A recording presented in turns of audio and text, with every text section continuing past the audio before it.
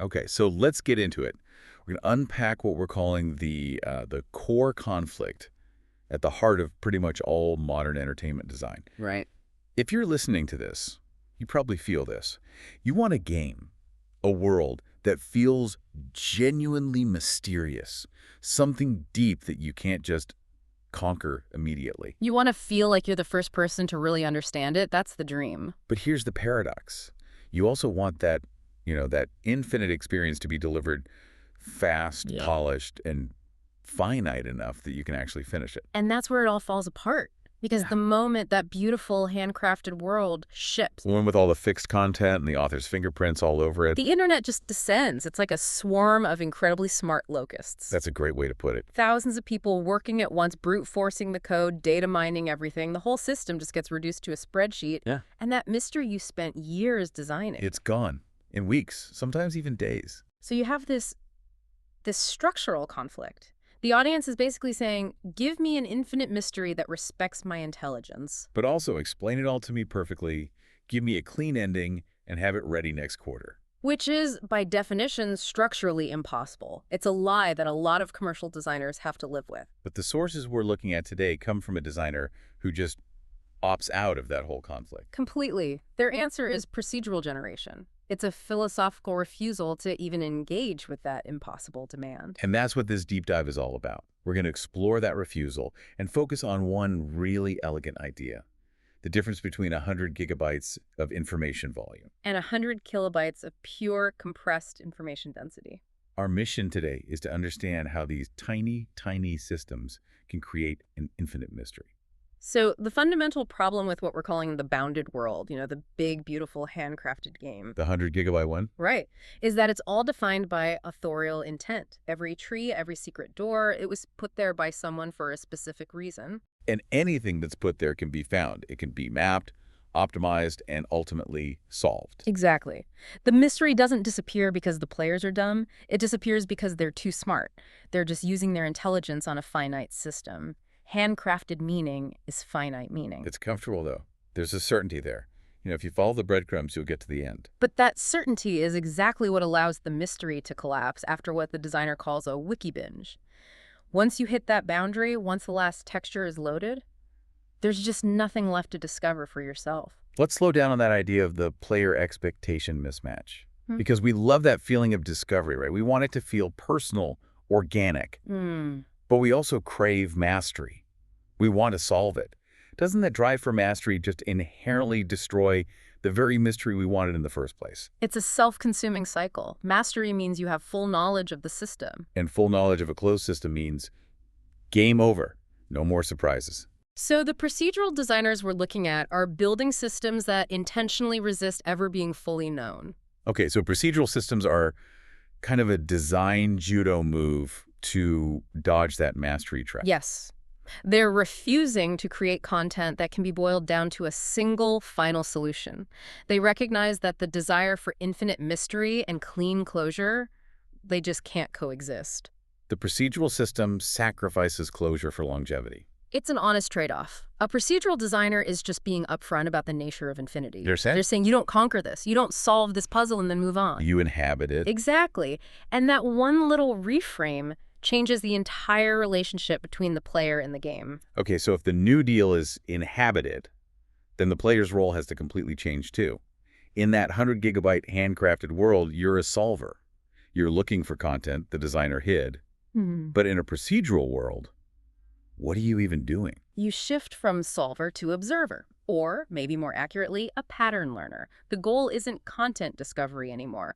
You're not trying to find the next hand-placed city. You're focused on rule discovery instead. What does that actually feel like for the player? It means you're learning how the underlying systems talk to each other. You're building intuition, you're testing ideas, you're noticing long-term behaviors. Like why this one creature only shows up when two weird environmental things happen at the same time, even though no one wrote a script for that? Precisely. You stop checking a wiki for answers, and you start developing what our source calls folk theories. I love that phrase, folk theories. We do that in real life all the time. Of course. You don't have a guidebook to reality, but you have these little unwritten rules, like if I leave at 8:18, traffic will be a nightmare. That's a folk theory. And that is the core argument these designers make. Procedural systems are closer to reality in that way. You don't finish reality, you just learn to navigate it. But this all comes at a cost. It's a big trade-off. Right. We have to talk about the sacrifices. If you go all in on systemic complexity, what do you lose that the big blockbuster games do so well? You lose the tight authored narrative arcs. You lose that dramatic pacing. You have to give up on clean explanations and that instant emotional hit you get from a perfectly crafted story beat. But in exchange, you get longevity. Mm. You get systems that can't be easily solved. And instead of the designer's story, the player creates their own unique stories. Which, as you can imagine, is incredibly polarizing. I bet. The sources are clear on this. Most players won't even notice what was built. They'll log in, they won't see the usual signposts, and they'll just move on. But the ones who do get it, the ones who start building those folk theories, They form these small but fanatically loyal communities. And as the designer says, they never leave because the system just keeps feeding their curiosity forever. And this brings us right to that core idea, the mismatch between volume and density.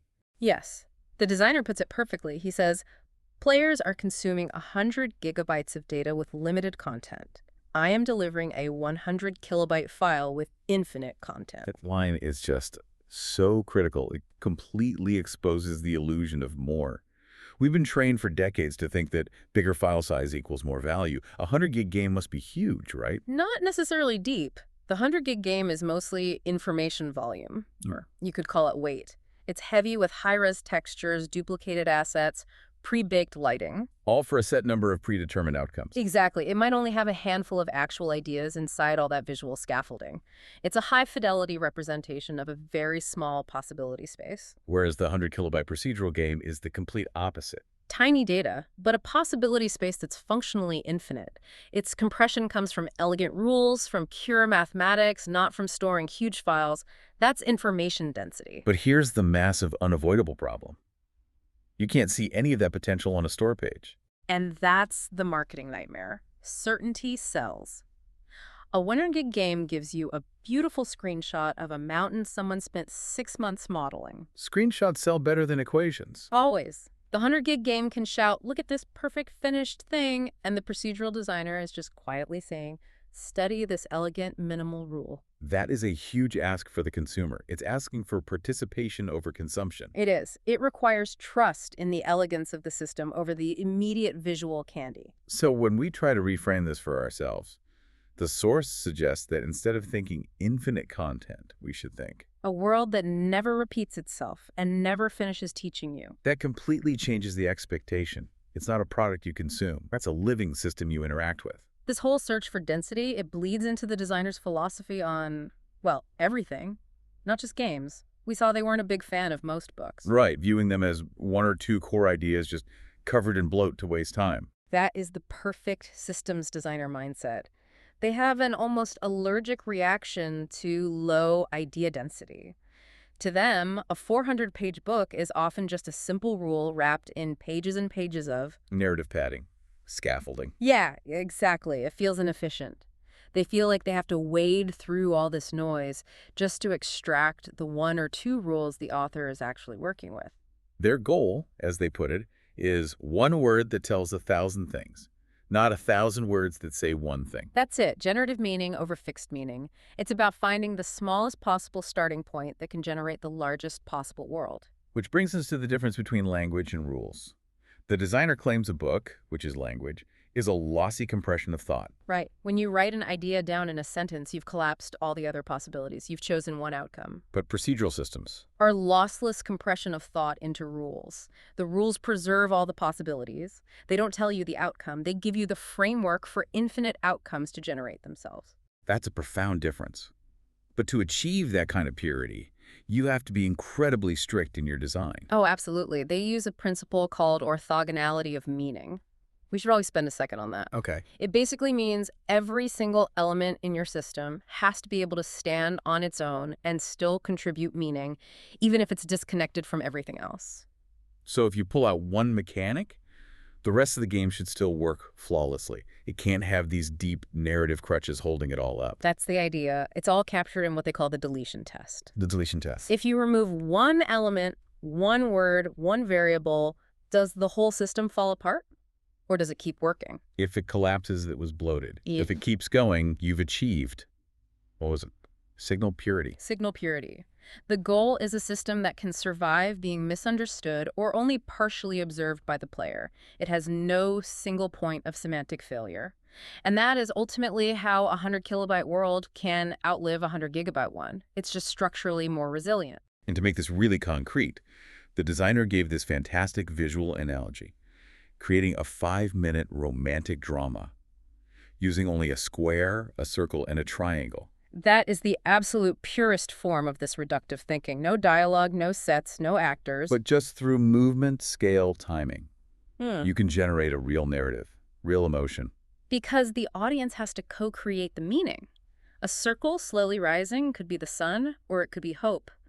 A square chasing a triangle could be aggression, or it could be a search for stability. The audience fills in the blanks, and so they feel ownership over that meaning. And this explains why the designer works alone. Most people work in what they call expansive mode. You take an idea and you add layers, add assets, scale it up. But this designer works in reductive mode. They peel everything away until only the absolute essence, the mathematical primitive, is left. They see the same pattern at the largest possible scale. They connect it all back to the Big Bang. The universe was created from a single point also before it expanded. It's cosmic minimalism. One elegant, primitive rule leads to infinite complexity over time.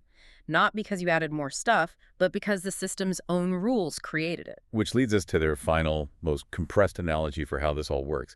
It all comes down to pure symbols that just trigger an explosion of meaning in your mind. Think of the bat signal. Right. It's one symbol in the sky, but it instantly communicates an entire universe of meaning, of context, of danger, of narrative, with no words at all. One flash of light and 1,000 stories ignite in your head. Or the McDonald's logo. You just see the golden arches. And you instantly unzip that file. You get the taste, the memories, culture, convenience. It all just loads from that one minimal symbol. So the complexity isn't in the 100 gigabytes of files. No, it emerges inside the observer's mind, triggered by that tiny symbol. The designer knows they are packing whole worlds and universes into 100 kilobase symbols. These procedural worlds are basically bat signals in miniature. Exactly. Generating unique meaning using the absolute minimum amount of data. So after this whole deep dive, here's what it tells us. The choice between that high-volume 100 gigabyte game and the high-density 100 kilobyte world, it's not really a technological choice. No, it's a philosophical one. It's a statement about what you expect your audience to do. Procedural games are an investment. They offer no immediate certainty. They ask you, the player, to become a co-creator of meaning. They reward long-term curiosity and a real commitment to pattern recognition. The whole contract is about prizing the rules over the results.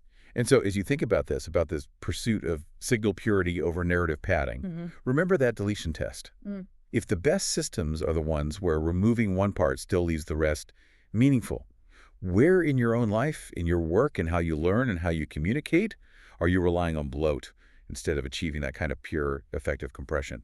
What could you delete right now to make the rest of the system stronger? Something to think about.